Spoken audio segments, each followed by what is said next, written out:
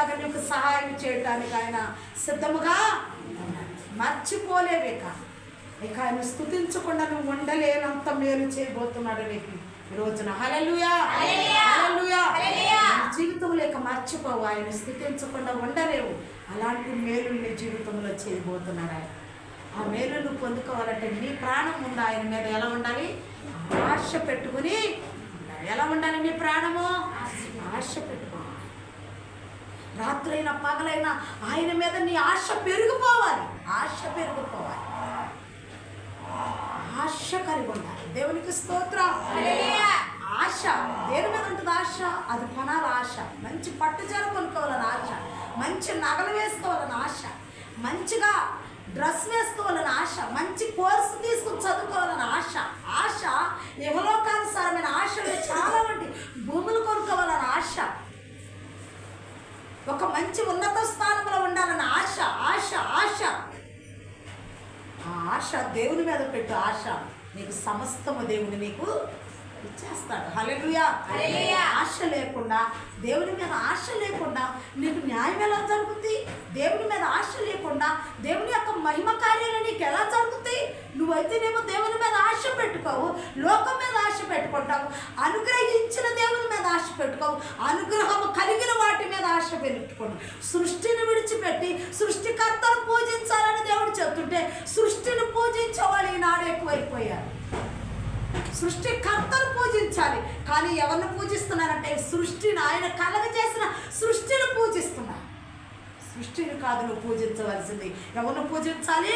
సృష్టికర్త. సృష్టికర్త మీద నువ్వు ఆశ పెట్టుకుంటే ఈ సృష్టి అంతా దేవునికి లోబడుతుంది. నీవు ఆయన మీద ఆశ పెట్టుకుంటే నీవు ఏమి కలిగి ఉండాలని దేవుడు కోరుకుంటున్నాడు. నీకు ఏది ఆశ ఉందో ఆ ఆశలన్నీ దేవుడు తీర్చబోతున్నాడు. హల్లెలూయా. ఆశలు కలిగిన వాటి మీద మనసు పెట్టొద్దు, కలిగించే దేవుని మీద నీ మనసు ఉండాలి. హల్లెలూయా. దేవుని మీద మనసు ఉండాలి, ఇచ్చే దేవుని మీద మనసు ఉండాలి, తీసుకునే వాటి మీద కూడా మనసు ఉండాలి. హల్లెలూయా. చాలా మంది మనోళ్ళు చేస్తున్నది ఏంటంటే కలిగే వాటి మీద మనసు పెడతారు, కలిగించిన దేవుని మీద మనసు ఉంచదు. కలిగే వాటి మీద కాదు పెట్టవలసింది మనసు, కలిగించే దేవుని మీద మనసు మనం కలిగించాలి. దేవునికి స్తోత్రం. హల్లెలూయా. తర్వాత చూద్దాం కీర్తన గ్రంథం 64వ కీర్తన కూడా చూద్దాం. 64వ కీర్తన 9వ వచనం.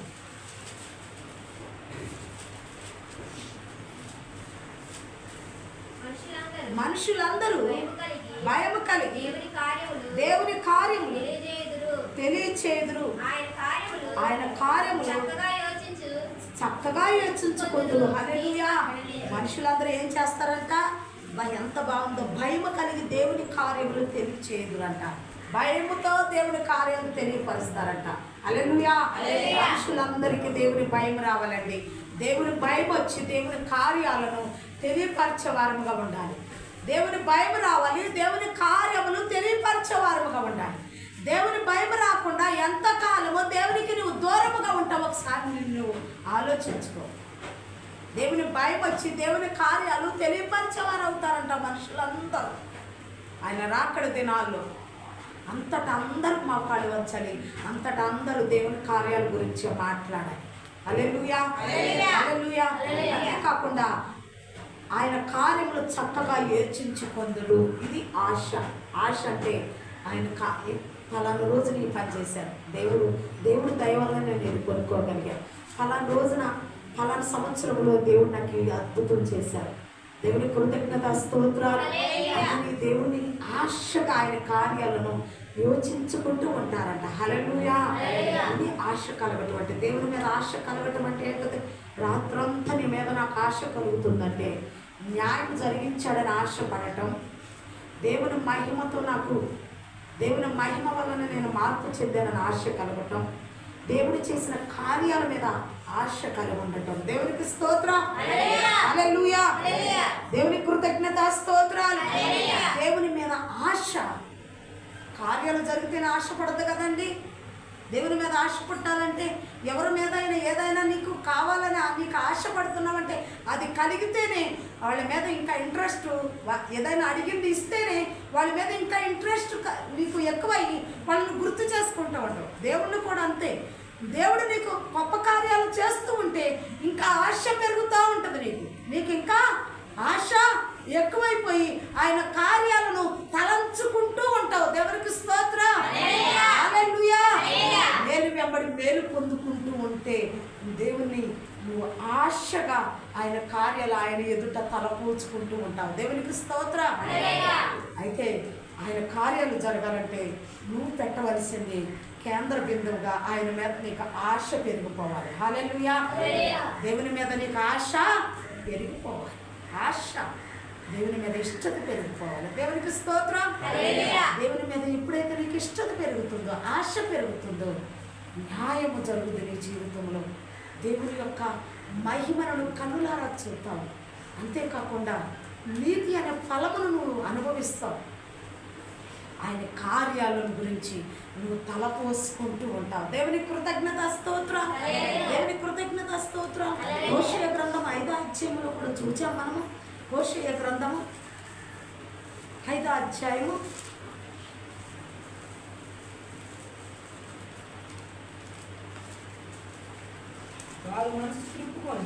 వారు మనసు త్రిప్పుకొని నన్ను వెదుకు వరకు నేను తిరిగి నా స్థలమునకు పోవుదును. తమకు దురవస్థ సంభవింపగా వారు నన్ను బహు శీఘ్రముగా వెతుకుదురు. నా దేవునికి స్తోత్రం.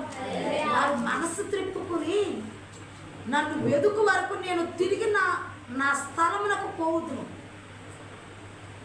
దేవుని ఆశగా నువ్వు ఉన్నప్పుడు, దేవుని మీద రాత్రంతా నీ ప్రాణం ఆయన మీద ఆశ పెట్టుకున్నప్పుడు, నువ్వు సరిగ్గా ఆయన్ని వెతికే వరకు అంటే ఆయన స్థలానికి వెళ్ళరంట. నువ్వు ఆశపడుతున్నావు కదా, దేవుని మీద నువ్వు బాగా ఆశపడుతున్నావు కదా. ఈ ఆశపడుతూ దేవుడు చూచంట నిన్ను ఆయన ఏదైనా నీకు సహాయం చేసేంత వరకు, ఏదైనా నీకు బయలుపరిచేంత వరకు, ఏదైనా నీతో మాట్లాడేంత వరకు, ఏదైనా నీకు సూచన చూపించేదాకా ఆయన నివాస స్థలమునకు వెళ్ళడంట. హల్లెలూయా. చప్పట్లు కొట్టి దేవుని నామమున మహిమపరచుదాం. హల్లెలూయా. హల్లెలూయా. నువ్వు ఆశపడుతున్నావు కదా, ఈ ఆశను చూచంట దేవుడు రాత్రంతా ఆయన మీద నువ్వు ఆశపడుతున్నావు. ఈ ఆశను చూచంట ఆయన నివాస స్థలానికి వెళ్లకుండా నీకేదో ఒక సహాయం చేయాలని ఆయన నివాస స్థలం విడిచి నీ ముందే నిలబడతాడంట. చప్పట్లు కొట్టి దేవుని నామమున మహిమపరచుదాం. హల్లెలూయా. హల్లెలూయా. హల్లెలూయా. అంతగా నా మీద ఆశపడుతుంది నా బిడ్డ. కొడుకును కూడా నా గురించి ఆలోచిస్తుంది, కూర్చుని నా గురించి ఆలోచిస్తుంది, నా మీద ఆశ పెట్టుకుని, నా మీద ఇష్టత పెంచుకుంటుంది, ఇష్టత పెంచుకుంటున్నాడు. ఏదో ఒక సహాయం నేను చేసేంత వరకు నా నివాస స్థలానికి వెళ్ళను అనుకుంటాడంట దేవుడు. అబ్బా, ఎంత గొప్ప కార్యం అండి. ఎంత ఆకాశ మహాకాశాలను సృష్టించిన దేవుడే, భూమి ఆకాశాలను కలగజేసిన దేవుడే, సూర్యచంద్రుని కలగజేసిన దేవుడే, రాజ్యాలను సమస్త జ్ఞానముతో నడిపిస్తున్న దేవుడే, ప్రభుత్వాలను నడిపిస్తున్న దేవుడే, కంపెనీలు నడిపిస్తున్న దేవుడే, జ్ఞానం ఇచ్చిన దేవుడే ఏమనుకున్నాడో తెలుసా? నీ ఆశను చూచి ఎలుకలోడువా, యానాదోడువా, మంచోడువా, చెడ్డోడువా, ఎర్రోడువా, నల్లోడువా, తెల్లోడువా అని ఏం ఆలోచించుట్లా. కేవలం నీ ప్రాణమంతా ఆయన మీద ఆశగా ఉన్నావంతే. రాత్రి జామున ఈ ఆశను చూచి ఆయన నివాస స్థలానికి వెళ్లకుండా నీ ముందు కూర్చొని ఉంటున్నాడంట. హల్లెలూయా. మరి ఈ రోజు నుంచి ఆశిస్తావా దేవుడు అంటే? దేవుని మీద ఆశ పెంచుకుంటావా? ఆశ పెంచుకుంటే నీ ముందు కూర్చొని ఆయన నివాస స్థలాన్ని విడిచిపెట్టి నీ ముందే ఉండి నీ కోరిక తీర్చినాకే ఆయన నివాస స్థలానికి ఎక్కి వెళతాడంట. హల్లెలూయా. అబ్రహాము దగ్గరకు కూడా అలాగే వచ్చాడు కండి. సింధూర వనములకి వచ్చారా రాలేదా? ఎండవేళలో వచ్చారా రాలేదా? వచ్చి వారితో మాట్లాడారా లేదా? వారి ఆశలు తీర్చారా లేదా? 9 సంవత్సరాలు వచ్చినాక శారా గర్భము మృతతుల్యం అయిపోయి ఎండిపోయిన తర్వాత కూడా, ముసలి వృద్ధాప్యం వచ్చినాక కూడా వాడు సింధూర వనంలో దేవుని మీద ఆశగా కూర్చుంది. అబ్రహాము కూర్చున్నాడు.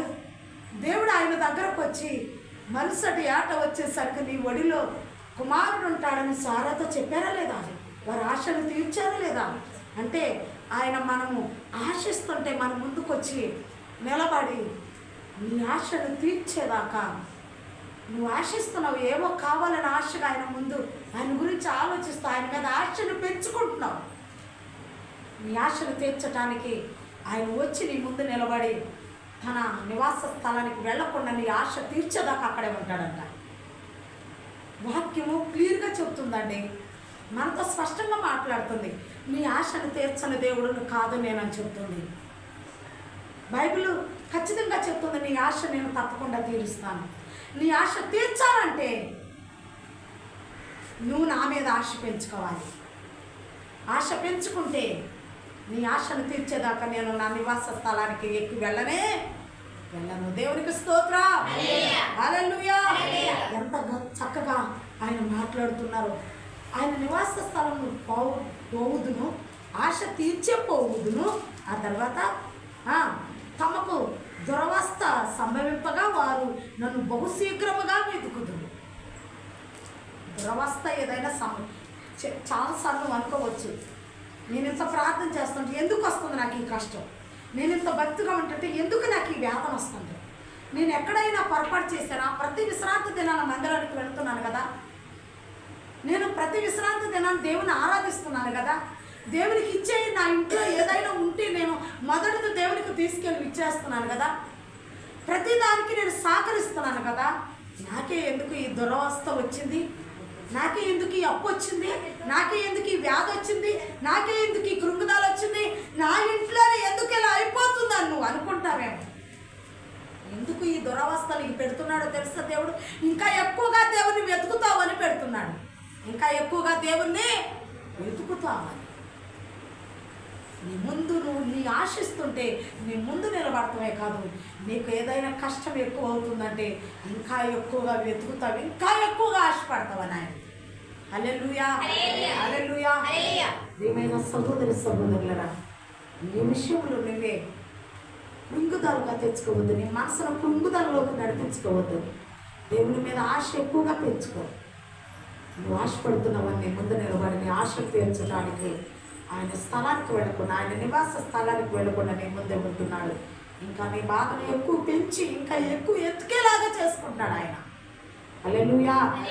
ఆయన పెట్టువాడు ఆయనే, గాయమును మార్పువాడు కూడా నీకు బాధ పెట్టువాడు ఆయనే, బాధను తీర్చువాడు కూడా ఆయనే. యోగుకి శ్రమ పెట్టింది ఆయనే, శ్రమను తీసివేసింది కూడా ఆయనే. దురవస్థ వస్తే ఇంకా ఎక్కువగా వెతుకుతామని దురవస్థ వచ్చేలాగా ఆయనే. ఏమండి, మొయ్యలేనంత బరువు నీ పిల్లోడికి ఎత్తుతావండి, పెద్ద బిందు మొయ్యలేడని ఏం చేస్తావు? చిన్న బిందు చూసి చక్కగా చిన్న కొంచెం నీళ్ళని ఎత్తు మీద పెడతావు. ఎందుకంటే నీ కుమారుడు మొయ్యలేడని బాధ నీకు తెలుసు, ఆ పరిస్థితి నీకు తెలుసు. నీ బిడ్డ ఎక్కువ బరువు మొయ్యలేడని నీకు తెలుసు కాబట్టి తక్కువే ఎత్తుతావు. దేవుడు కూడా ఎక్కువ దురవస్థ నీ జీవితానికి ఇవ్వనే ఇవ్వడం. నిన్ను పురికొలపటానికే కొంచెం కష్టం కలుగుతూ ఉంటుంది, భయపడవద్దు. దేవునికి స్తోత్రం, హల్లెలూయా, హల్లెలూయా, హల్లెలూయా. ప్రియమైన సహోదరి సహోదరులారా, దేవుని మీద నీకు ఆశ ఎక్కువైపోతూ ఉంటా, దేవుని మీద ఆశ ఎక్కువైపోతూ ఉంటా. ఆశను మాత్రం తగ్గించొద్దు. దేవుని మీద ఇష్టత పెంచుకో, ఆశను పెంచుకో, దేవునిలో నిలబడు. దేవుడు గొప్ప కార్యాన్ని జీవితంలో చేయబోతున్నాడు. ఆయన ఉన్నవాడు, అన్నవాడు, సజీవుడు వాడు. తప్పకుండా నీకు నాకు న్యాయం చేసే దేవుడు, న్యాయకర్త ఉన్నాడు. ఆ తర్వాత చూద్దాం, న్యాయాధిపతుల్లో కూడా చూద్దాం. 4:3 న్యాయాధిపతులు 4:3.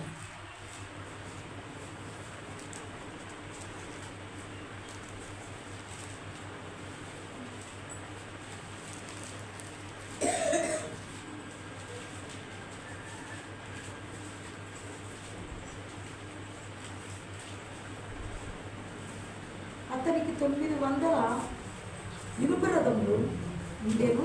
అతను 20 సంవత్సరములు ఇశ్రాయేలును కఠినమైన బాధ పెట్టగా ఇశ్రాయేలును యెహోవాకు మొర్రపెట్టిరి. దేవునికి స్తోత్రం, హల్లెలూయా.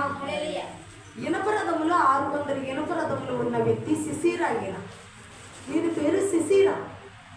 ఈ సిసీరా ఇశ్రాయేలును బహు బాధ పెట్టాడంట. ఇశ్రాయేలును బహు బాధ పెట్టగా ఇశ్రాయేలు బహు వేదనకు చేశాడు. 600 ఇనుప రథాలు ఉన్నాయి అంటే బాగా ఇతను తగాదాలు యుద్ధాలు చేయటంలో నేర్పరైన ఉన్నాడు. ఇతని పేరు సిసిరా. ఇతను వలన ఇశ్రాయేలు బహు బాధపడుతున్నారని ఇశ్రాయేలు అతని గురించి బాగా ప్రార్థన చేశారంట. దేవునికి బహుగా మొరపెట్టారంట. అంటే దేవుడి మీద ఇప్పుడు వీళ్ళు ఎంతో ఆశ పెట్టుకుని ఉన్నారు. ఆ కీర్తనాకారుడేమో దేవుని వైపే నేను చూచుతున్నాను అని చెప్తున్నాడు. ఇక్కడేమో బహు బాధపెడుతున్నారని బహుగా మర్ర పెట్టారంట. ఆశలో ప్రార్థన కనపడుతుంది, ఆశలో దేవుణ్ణి వెతకటం కనపడుతుంది, ఆశలో నీతిగా ఉండటం కనపడుతుంది, ఆశలో దేవుణ్ణి ఆశిస్తున్నాను అని చెప్పడానికి నీతిగా ఉండటం కనపడుతుంది, దేవుణ్ణి ఆశించుతున్నాను అని చెప్పడానికి ఇదిగో వెతకటం కనపడుతుంది, దేవుని ఆశించుతున్నాను అని చెప్పడానికి మర్ర పెడుతూ కనపడుతుంది, దేవుని బహుగా ఆశిస్తున్నాను అని చెప్పటంలో దేవుని గురించిన ఆలోచన ఎక్కువైంది. ఆశిస్తున్నాను అంటే ఏంటి? ఆశను నువ్వు ఎలా తీసుకుంటున్నావు? నీ జీవితానికి అది ఎలా అర్థం చేసుకుంటున్నావు? ఆశలో ప్రార్థన ఉంది, ఆశలో నీతిగా ప్రవర్తించడం ఉంటుంది, ఆశలో దేవునికి శ్రద్ధగా మొరపెట్టడం కనపడుతుంది, ఆశలో దేవుని కొరకు ఎదురు చూపు కనపడుతుంది. ఆశకు సంబంధించినవి ఇవన్నీ. దేవునికి స్తోత్రం. హల్లెలూయా, హల్లెలూయా. ఒక మూర్ఖత్వంగా ఆశిస్తున్నాను దేవుని అని చెప్పడానికి ఆ ఆశలో ఆయన అంటే ఇష్టమని తెల్లవారు కళ్ళలా పెట్టుకుని పైకి అలా చూడటం కాదు. ఆ ఆశలో నీతిగా ఉండటం కనపడుతుంది, ఆ ఆశలో ఎక్కువగా ప్రార్థన చేయటం కనపడుతుంది, ఆ ఆశలో దేవుని కొరకు ఎదురు చూపులు కనపడుతుంది, ఆ ఆశలో దేవునికి న్యాయం తీర్చే అనుభవం కనపడుతుంది. ఇవన్నీ మనం చేయగలిగితే ఆ ఆశలో దేవుడు నిజంగా నువ్వు ఆశిస్తున్నావని చూచి ఎదుగు ప్రభావముతో నీ ముందుకు దిగించి నీకు మేలు చేసేదాకా తన నివాస స్థలానికి ఎక్కి వెళ్ళాలి. నువ్వు ఆశిస్తున్నావు చూచి దేవుడు నీ వైపు చూచి ఆయన నీ కొరకు ఎదుగు మొరపెడుతున్నావు కనుక కఠినమైన బాధ తీసివేస్తాడు. కఠినమైన బాధ ఏదైనా ఉంటే దాన్ని తీసివేస్తాడు. ఆ బాధ నుండి నిన్ను విడిపిస్తాడు. దేవునికి స్తోత్రం. హల్లెలూయా, హల్లెలూయా, హల్లెలూయా. ఆశపడుతున్నావా? ఆశపడితే దేవుని కొరకు ఆశపడితే ఆ ఆశను బట్టి నీ ప్రతి సమస్య తీర్చేంత వరకు తన నివాస స్థలానికి ఎక్కి వెళ్ళాలి. దురవస్థ కలిగి చేస్తున్నది కూడా ఎక్కువగా మొరపెడతావని, ఎక్కువగా ప్రార్థన చేస్తావని కొన్ని శ్రమలు దేవుడు నీకు నీ జీవితంలోకి అనుమతిస్తున్నాడు కదా అని నీవు లోకంలో పడిపోతాను కాదు శ్రమలకు అనుమతించేది. లోకంలో నిలబడటానికి శ్రమలకు అనుమతిస్తున్నాడు దేవుడు. శ్రమలకు భయపడి నువ్వు కృంగిపోతూ వ్యాధులు పడుతూ దుఃఖపడుతూ నువ్వు దేవునికి దూరం అవటానికి కాదు, దేవుళ్ళు ఇంకా మెరుగుపరచబడటానికి దేవుడు నీకు శ్రమలకు అనుమతిస్తున్నాడు. శ్రమలు చూచి నువ్వు పారిపోవద్దు, క్రైస్తవ జీవితాన్ని పెట్టద్దు. శ్రమలు చూచి తొట్టిల్లిపోవద్దు, నువ్వు స్థిరముగా ఉండు. దేవుడు నీకు న్యాయం తీర్చడానికి సిద్ధంగా ఉన్నాడు. దేవునికి స్తోత్రం. హల్లెలూయా, హల్లెలూయా. ప్రియమైన సహోదరి సహోదరులారా, దేవుని వాక్యంలో ఎన్నో అనుభవాలు మనము నేర్చుకోవటానికి దేవుని వాక్యం మన ముందు మన పితరులు 1500 సంవత్సరాల నాడు ఈ పరిశుద్ధ గ్రంథాన్ని తెలుగులో తర్జమా చేయటానికి ఎంతోమంది సేవకులు మరి మన ముందుకు తీసుకురావటానికి ఎన్నో ప్రయత్నాలు, ఎంతో డబ్బు, ఎంతో బలాన్ని, ఎంతో సమయాన్ని హెచ్చించి ఈ పరిశుద్ధ గ్రంథాన్ని తెలుగులో తర్జమా చేసి 66 పుస్తకాలు మన ముందుకు తీసుకొచ్చారు. ఇది మన చేతిలో పెడితే దీనికి విలువ లేని దానిగా దీని బీరువాలోనో టేబుల్ మీద ఎక్కడో చోట పెట్టేసి దీన్ని వదిలేస్తున్నాం. అది కాదు మనం చేయవలసింది. దేవునికి ఒక మంచి ప్రణాళిక మనం సిద్ధం చేసుకుని దేవుళ్ళు ముందుకు సాగే వరకు ఉండాలని దేవుని వాక్యం ఇక్కడ స్పష్టంగా తెలియపరుస్తుంది. దేవునికి స్తోత్రం. హల్లెలూయా. దేవునితో మనం ఆశ కలిగి ఉందాం, దేవుని మీద ఇష్టాన్ని పెంచుకుందాం, కన్నీరు కార్చి ప్రార్థన చేస్తాం. కఠినమైన శ్రమ ఎదురైనప్పుడు సిసిరా యుద్ధానికి వస్తున్నప్పుడు మొర్ర పెట్టారంట దేవునికి. వాళ్ళు ఇశ్రాయేలు ప్రజలందరూ మొర్ర పెట్టగా వారు దేవుడు ఆలకించి ఆశగా మొర్ర పెట్టారు. ఆశగా మొరపెట్టిన ఆ ప్రార్థన దేవుడు ఆలకించి వారికి శిశిరాని ఒక స్త్రీ చేతిలో చనిపోయినాక అదిగో శిశిర కణతలు మేకులు తెచ్చి ఆ స్త్రీ చంపేయగా శిశిర లేకపోగా 40 సంవత్సరాలు ఎదుగో